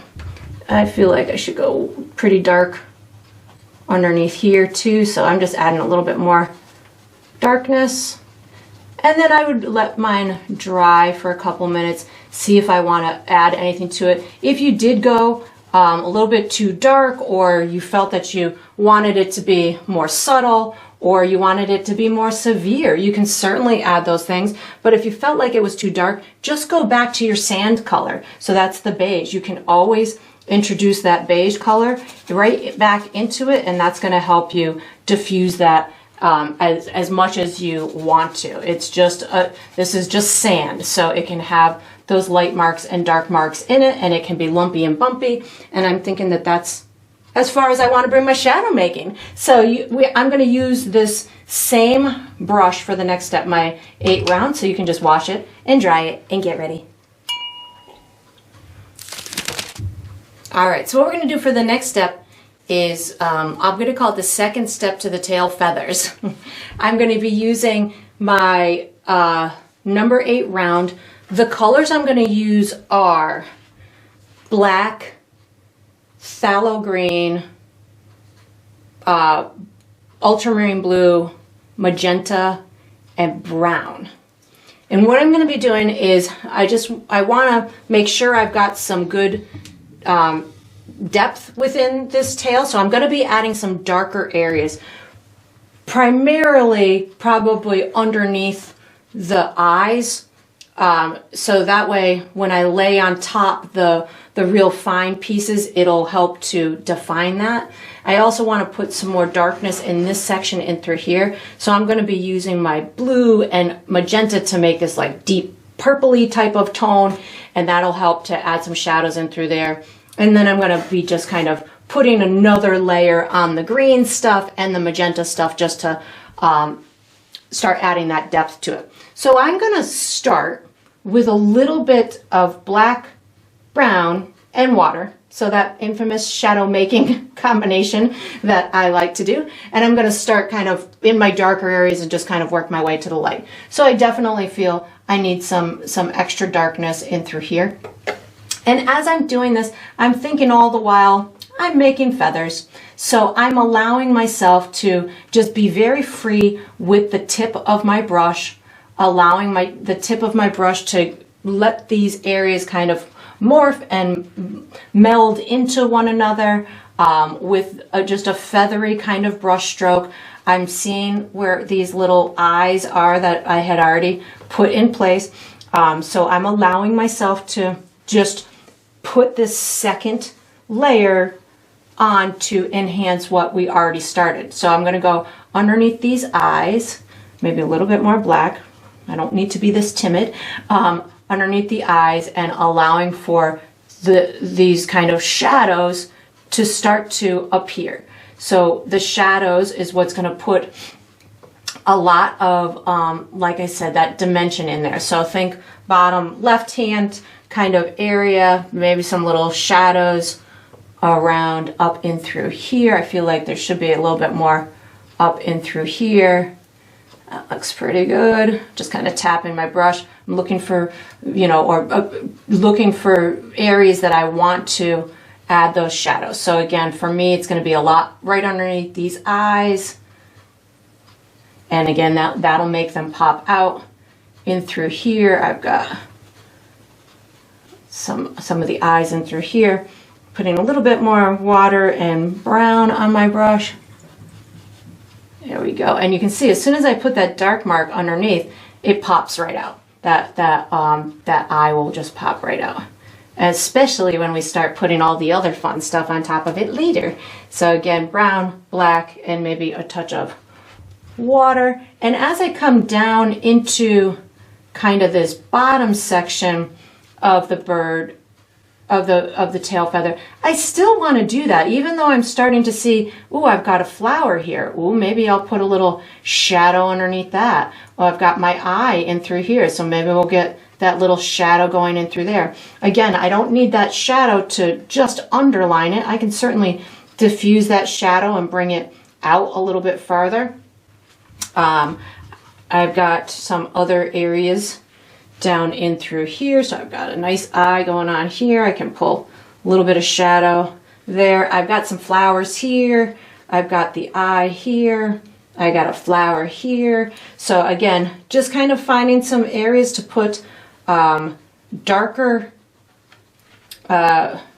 marks in order to give this a whole lot of dimension. When I start building my way to those light colors, that's where you're going to get a ton of dimension in this. If I was not to put all these dark shadowy areas, it might end up looking a bit flat. So by just kind of ensuring myself just these little bits of darkness, it will help make all of these areas kind of pop out. And you don't have to do every single one. I might have done every single one, but you certainly don't. I see some flowers in through here, so I can pop little shadows beside those and give those to pop out.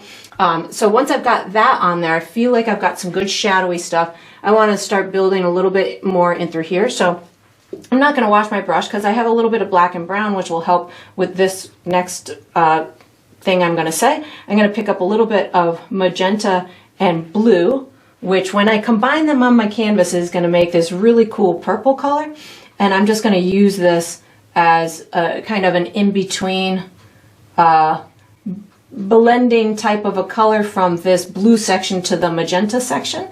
And this is just, again, I'm creating this painting with my own kind of thoughts here. You can really make this into whatever you want. If you want to add the teal color or the phthalo green, I can certainly, I just picked that up with a little bit of water because I wanted to just kind of give myself a little extra fluffies on the edges. You can certainly do that. You can pick up that phthalo green and just kind of pull out some of these edges, which I think I'll do more of that also when I am when I go to that final step with the little details. But you can impart any kind of colors into here. I just wanted that area to be darker, so that's why I'm going with my magenta and my blue and some little phthalo green. And you can also pull it in front of your shadow. So overlap it into that shadow. That's going to make it look like it's got more air and more texture and more depth to it. So that's going to allow that to have that appearance to it.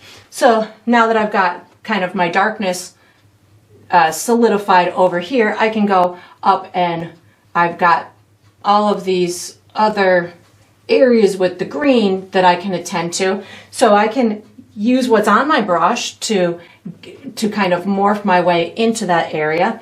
I can take these little polka dots similar to how we did on the top of the head and just kind of polka dot on top of that bright green, and that gives me a beautiful look in through there. I do feel like I want to kind of get into more of the green, so I'm going to wash my brush. And I'm going to head on into my phthalo green with a tiny touch of white. Not sure if I said I was using white. So phthalo green with a little bit of white. And I'm just going to kind of start imparting that into here. I don't want to do much. This again is just kind of the next step to the feathers. We'll do a real detailed step with a smaller brush, but this is going to just start to infuse those colors within that section as well. So again, this is phthalo with a phthalo green with a tiny touch of white, and again, teeny tiny touch of white. And that white will definitely overpower in the blink of an eye. So once I've got that on there, now I can start, and I'm just kind of doing these little wispy marks in between the eyes. So something like that. Now I can start really playing with the magenta. So I'm gonna wash my brush. And the magenta, I feel like I wanna start with a little bit of magenta and brown. So magenta and brown is going to give me kind of a deeper, richer kind of tone for the magenta. And I can use this to just kind of give myself a second little layer in between where it looked a little streaky with the magenta, just kind of in between. You know, just I'm just kind of feeling my way through here, looking for some spots that might not have been fully colored in. I could even put a little bit of this darkness in the middle of one of the flowers if I wanted to, but I'm thinking I'm just playing here with the magenta and brown on my brush just to give myself another kind of pass on the flowers and on all these little areas in between. So that looks nice. Oh, I'm digging this. A little bit more of the magenta just to kind of pop out maybe just these little spots in through here. That looks good. And then I think for the next step, I'm digging the way that this is kind of morphing and building its way to our beautiful impressionistic tail here. I'm going to be using, for the next step, I'm going to switch to the smaller brush. So once you've got it into, I would say somewhere around here, you can wash this brush and put it away and take out a smaller brush and get ready for the next step. All right, so what we're going to do for the next step is we're going to finish the eyes of the feathers. I always feel so weird when I say that. When I'm doing peacocks, I'm like, let's paint 900 eyes on their tail feathers. I'm going to be using my #2 round. The colors I'm going to use are phthalo green, ultramarine blue, white, light yellow, black, and that might be it. If I use any other colors, I'll let you know. So what I'm first going to do is I'm going to pre-mix myself. I'm going to call it teal, which I have magically created on my palette here. So this color that I created here is a combination of phthalo green, ultramarine blue, and a little bit of white. And then you just blend it together. So you might want yours a little bit bluer or a little bit greener or a little bit lighter or a little bit darker, totally up to you. This is going to be, I'm just color coordinating it with my ocean. So I used these colors in my ocean, so that's what colors are going on the eyes of these feathers. So I'm going to wash my brush now, my mixing tool, and I'm going to start with my light yellow. And what I'm going to do is I'm going to find all of the eyes and just give a second coat around like the exterior of them. So just a little second coat around the exterior. You could even start to almost point that tip if you wanted to, but we will definitely be doing that as its own small detail in a future step. So if you don't get that now, don't worry about it. And just kind of giving myself another little outline. And the reason I'm doing this is because a lot of these look unfinished right now. So I am taking the time to go back and make that edge look finished before I start laying on the other colors to the eyes. So I'm just giving this light exterior shape, kind of redefining what I had already done. Something like that. And I'm going, because some of the areas I missed or I painted over. And of course, like I said before, you could also hide some of the edges underneath the other, like if there's a flower, like there's a flower right here, I can hide the edge underneath that. When we do our final step with all the little fluffy pieces, a lot of these edges might get hidden within those little fluffy pieces as well. So don't worry about every little tiny thing being perfect. This is just kind of a quick pass to get this more of a solid color on the ends and allow us a great place to put the other colors. The ones in this dark area, I'm gonna do a different color combination for those ones because I want them to be, whoops, as I just went into one. Pay no attention to that one or that one. I'm gonna kind of change those a little bit in a minute. So right now, these are just the little tips sticking out, so I can just kind of pop the little tip on and not worry about the top part of it because that's gonna get hidden. So just little marks. So these guys in through here, I'm going to wash my brush. I'm going to put for their exterior ring. I think I'm going to pick up brown and light yellow. So brown with just a little bit of light yellow. So it still kind of feels similar, maybe more brown than that, but in the shadows. So brown and light yellow, something like that. So it'll give an appearance of something similar, but in the shadows. There we go. It looks good to me. So now that I've got that, I'm going to wash my brush. And I'm going to go in for, I think I'm going to go in for that teal color next. So the teal color, no, washing my brush. I'm going to go in for my ultramarine blue. So I'm going to go ultramarine blue, and I'm going to do a big kind of teardroppy area with ultramarine blue that meets kind of the exterior of that yellow line that we just did. And I'm just doing a thin coat, and you'll see why in a minute, because I'm just going to allow these to get a little dry in the process. So just a little ultramarine blue right now, and again just a thin coat, and you'll see why in a minute. Everything's got a method to my madness. Bringing it pretty close to the light yellow or touching the light yellow. If you run into wet light yellow, because we're doing this just back to back here, don't worry about it. Just let it blend in together, because we're going to be putting some of the teal on it in a minute, and you're not even going to notice those edges anyways. So just bringing this in, and they don't all have to be exactly the same shape. You can see how I'm just kind of allowing mine to take on different directions. If I want these guys over here to look like they're kind of laying down, you can just put them kind of like little ovals, something like this. And you can even bring that section bigger at the bottom. Let's see, in through here, I got a little edge to this one. That one's just hiding out underneath. And then as I kind of work my way up, they're probably just, a lot of them are just hiding underneath the other layers. These guys I can just kind of put that blue right on top, because the blue is transparent, so it'll take on whatever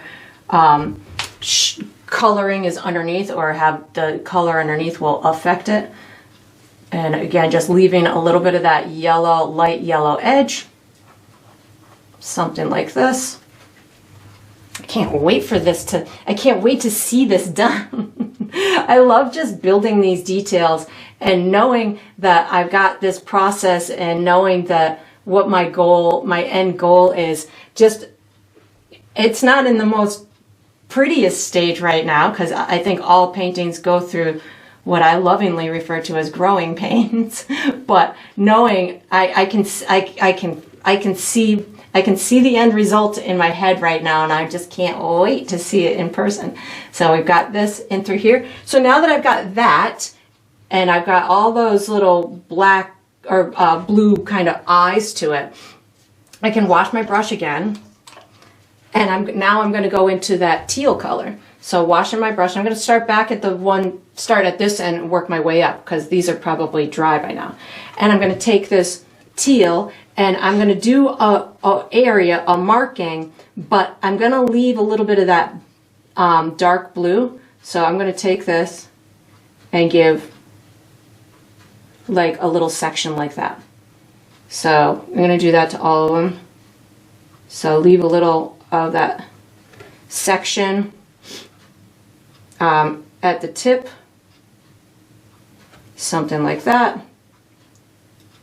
And of course, they're not all, you're not going to be able to get them all exactly the same. That's the beauty of this. You just let it happen whatever way it's going to happen. If you're going to see something from the side, you're not going to see it exactly as you see these guys. So allow it to morph. You could change your color if you wanted your color to be, you know, more green or more blue or purple or orange, you know, make it into whatever you want. I thought that this would be great because it would color coordinate with the ocean, and we'd have a nice summer peacock to go with our autumn, fall, and spring peacocks that we've already done. So this is definitely, for me, a really cool color combination to just scream summer. And then I'm just gonna kind of fly through these other ones with a similar, just kind of one-for-one process, allowing for myself to just enjoy the process. As I go to these guys in the shadows, I might add a little darker tone to my brush.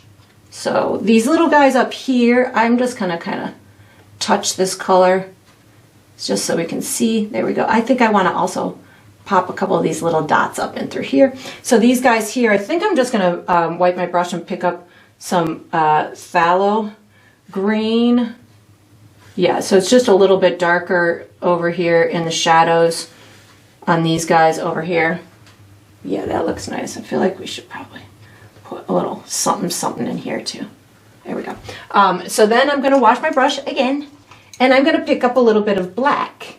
So a little bit, yeah, I'm going to go black, and we're going to do a dark kind of eye up towards the teal part. So this is just a little bit of black towards it's in the blue, something like this. Just a little kind of roundish type of section. Is that what I want? Maybe I want it a little bit lower. It could be kind of anywhere in here, I guess. Just somewhere in here. Making a dark area. You could make it towards the top or towards the end, just somewhere in the middle. Give yourself a little dark mark, like that. Something like that. These guys in here, easy to hit those with a dark mark. And then I'm gonna, oh, these guys up here I can't really see. Oh, let's just put some dark marks. There we go. And then if you wanted to add another color to it, I feel like I want to add just a little more vibrancy to it. So I'm going to go for a little bit of, I'm going to actually mix a little bit of blue and magenta. So just, this is going to kind of give me this pretty kind of like purpley bluish tone. And I'm just going to kind of pop that in here as well. Anywhere you want. I'm just adding another little color to the equation. You could do just the ultramarine blue. You don't even have to do this additional color if you're digging what you got. Just go with it. I'm doing it. I'm like, I don't even have any places to put it, but if you wanted to add more, you certainly could. And then once you've got this done, we're going to be using this same small brush for the next step. So you can just, yeah, digging those. You can just wash it. Oh yeah, a little in through here. Wash this brush and dry it and get ready for the next step. All right, so what we're gonna do for the next step is we're gonna finish our feathers and our flowers, the tail feathers and the flowers. I'm using my number 2 round. The colors that I'm gonna use are brown, light yellow, probably some white, magenta, and I don't know, oh, and my, probably my green, my emerald green. And then I'm not quite sure if there's any other colors I'm going to be using. I said light yellow. I think I said all the colors. If I use any other colors, I'll let you know. So this is where I'm going to put the iconic kind of stems for these feathers, just a couple so you can see them, and then the hairy, very fine feathery parts that go on the edge of the eyes. And then we're just going to morph the rest of the flowers into it and go from there. So I'm going to start with some brown, because down in this area I feel like we should be able to see some of these in a dark way. So I'm going to put some brown, and I'm going to say, okay, here's my stem. And then I can take and I can say, all right, well, I got my stem now. I can take and I can pull out. Actually, I'm going to need some black too. Add the black to the list. The brown is not going to be dark enough for me. So black and brown. So I've got my stem, just kind of disappears in there, and then I can take and I can pull out these very fine little pieces that are going to make the viewer understand what kind of feather this is. So this is going to be these very delicate little hairy pieces along the edges. I will add a lighter color, my golden, that light yellow color to them in a minute, but right now I want to just get the stem of that one's going to be hidden underneath that flower. So I want to just get this original kind of feel to them before I start adding the lighter tones on. So I'm just taking it and saying, okay, I'm gonna pull these little wispy things around the edges, and then they can even come out a little bit, and then whatever you want that tail feather to do, if it's going to be laying on top of the ground, you can kind of just like splay it out. These are just the, you know, the ones down here, but that looks good. Excellent. And then I feel like I can take these. I'm going to be adding the lighter colors to it, but this darkness will definitely help my lighter tones that I'm going to put in a second pop out even more, and it'll allow the viewer to see these fine details much better, much better. So I'm going to put this in through here, little bits down in through here, and these dark tones down at the bottom always help to just kind of give you that dimensional element. I think up in here I could get away with maybe a little stem and allowing these to just kind of steer around here. I can use in through here. I feel like this probably hide. So I'm just kind of looking in between the spaces of the other, like this I want it to be a flower, so I can see that that is a little flower there, so I can just work my feather around it. I can have this little feather kind of popping out over here, and again, just these little pointy, carefree, wispy little feathers kind of coming out the edges of those eyes. So something like that can kind of go in there. That's going to hide behind that. This kind of goes in through here. That looks good. I'm going to put a couple of little ones. I can't really see these guys in through here because these are all in the black, but I can use my that dark tone if I want to add any little additional kind of information on these guys. That looks good. And again, I'm just really enjoying the process and trying not to get overwhelmed with adding details, but by the same token, I still want it to kind of read as what my original thought process was. So I think that looks good for the darker ones. I'm going to wash my brush, and now I'm going to add some lighter ones on top of it. So this is where I'm going to be using my light yellow, and I might actually use some white too, but I'm going to start with my light yellow, and I can go right around this edge right in between some of those black ones or those dark ones that I just did. And this is where it's going to really start to come to life. I think I need to thin out my paint a little bit, so I'm putting a little bit of water into it so it's a little bit thinner of a consistency. And now you can see how I can just pull out those little hairy pieces. And I can do the same thing over here.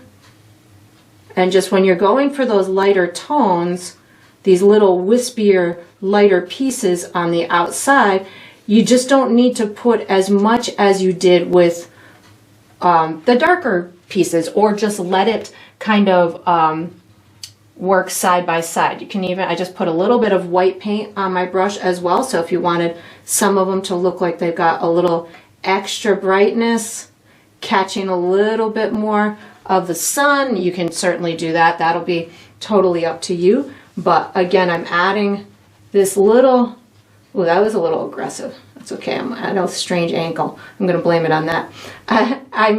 You can get these to really just start overlapping one another too. So don't be afraid to, at this point of the game, have a, you know, be a little bit freer with your brush. Allow yourself to, you know, let these feathers and the flowers overlap and start to merge together. That's what, you know, my whole goal here was to just kind of get this to look as if it is, you know, the feathers are morphing into the flowers and the flowers are morphing into the feathers, to just get it to be really carefree and summer, and, you know, allow us all to just kind of feel the desire to have a beautiful bird around us during, you know, a nice tropical oasis. So we've got that, and again, just kind of allowing myself to be very free. You could do the same process with, say, a bristle brush, a small bristle brush or something, to give yourself more liberty with the number of pieces of feathers you're doing at once. So right now I'm going one for one. You know, it's kind of a lengthier process when you're doing just one for one. I keep picking up a little bit of white too, just to kind of pop some of these into a little bit brighter of a zone. Not all the way, but a little bit. So if you were to opt to use like a bristle brush or something, or even a fan brush or a rake brush, those type of brushes will allow you to have multiple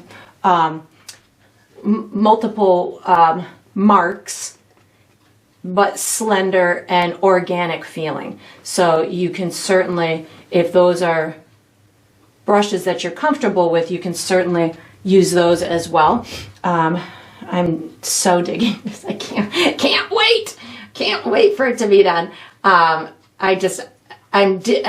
think what's kind of exciting me is the difference in the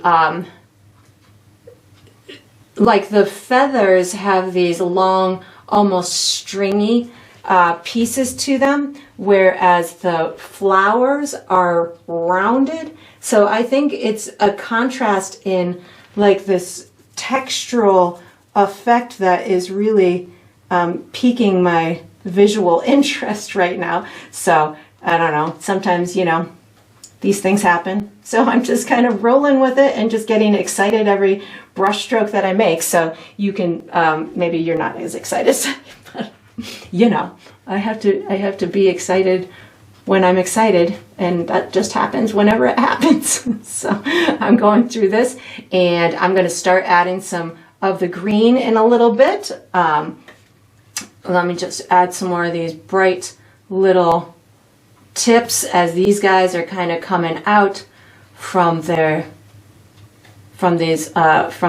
other feathers underneath or above them. And again, I'm just trying not to push my brush hard as I'm coming into these littler ones. It's really tough to control not pushing my brush too hard, but I'm trying my hardest to stay in control here. But I'm also knowing that I want this to be a freestyle kind of painting. So as I'm going through this, I'm not beating myself up over things not going perfect. I'm just allowing myself to enjoy my process.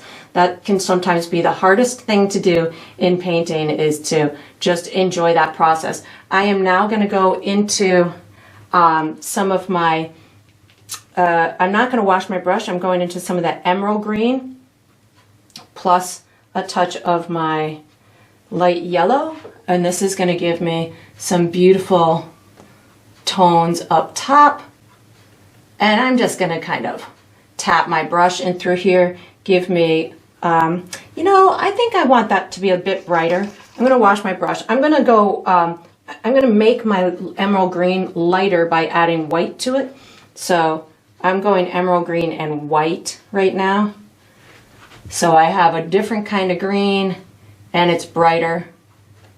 And this is just going to be an addition to, in addition to what else, the other colors that I already have in here. So it's just providing me more texture, just little taps here and there, allowing me to integrate the green tones from that emerald green start. And now it's just, I'm giving myself these little highlights. I feel like I also want to add a tiny bit more brightness to these eyes. So I'm going with that emerald green with a little bit of white and just putting a little tiny additional kind of highlight in through here, just at this little tip of that teal, the teal tip, something like that. And as you're going through your process, these are the kind of decisions you make all on your own. Do you want to add more? Do you want to add less? Is these colors speaking to you? I feel also that I want a little bit more white, white with a touch of yellow. So white with a touch of yellow is on my brush, just to kind of get just a little hint before I start tackling those flowers, because those are just gonna be kind of the end all be all. I just want to make sure that I've got these little guys exactly as I want them. I feel like the ones over here need to be just a little bit lighter, so that's where I'm just popping a little bit of yellow and white. So the deep yellow and a little bit of white. And again, not doing the whole thing, just kind of these little, just kind of tapping in a couple of little areas. Oh, that was pretty. So now I'm going to wash my brush and I'm going to go in for my flowers. I'm going to go a little bit of magenta plus a touch of brown. I'm going to do these guys over here first, just kind of put a little shadow in the center there, maybe little kind of shadows between some of these petals. I really don't need to do much, I don't think. I think I'm just kind of finessing my shadows.